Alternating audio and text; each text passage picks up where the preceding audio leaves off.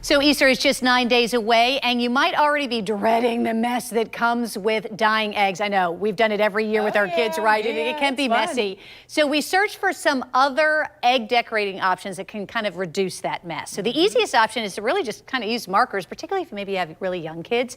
The key to this, though, and even dyeing your eggs in the traditional dye, is that you want to make sure that the eggs are at room temperature. I didn't know this. I didn't either, yeah. Okay, so the importance of the room temperature before you start is that way there isn't any condensation on the shell, which then just makes all of the colors, regardless of if you're using dye or whatever, bleed. So there's an option, you know. And these look great. Yeah, Kenna was the one that came up with this segment, so a big K there with hearts, and then, so this will be fun. This is easy. It's easy, and if you have younger kids, the only thing about the Sharpies is obviously they're permanent, so just keep that in mind. You want to make sure the kids are not wearing any nice clothing. Another trick, Mel, is using decorative tape, or maybe even stickers, and we've seen these in the packets that they offer, at the stores where you can do that, but this tape is just some of the stuff that we found at an art supply store, but this is a great way to do it as well. Okay, all right, so one other option that is interesting, and vinegar, you can use that. That's going to hold the color longer, but in this case, we have cooked the eggs, obviously, and you let them be in the white vinegar, so they're going to soak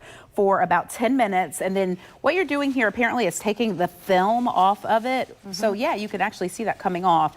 And that's going to make it so the color kind of sticks to it better and longer. And then, which will be really fun for the kids, is to take some Cool Whip, and you'll put some Cool Whip in one of the little muffin tins, and then you're going to add gel color to it. So we've kind of already done that. We have the color, this is Cool Whip, the gel color, and then you want to put your egg, which it's supposed to stay in here for about a half an hour, and then that gives you your color. So let's see what happens. We're going to wipe off the Cool Whip. What, like 30 minutes, you said? Yeah, it's supposed to sit for 30 minutes. That's been sitting in the dye, and there you go. Looks great. So look, these are the examples, and this will look really cool once you get all of it mess-free. off. Well, I don't know about that, Jen. I'm Better not than the dye, I think. Yeah. The wet dye. Well, there you go. Some ideas.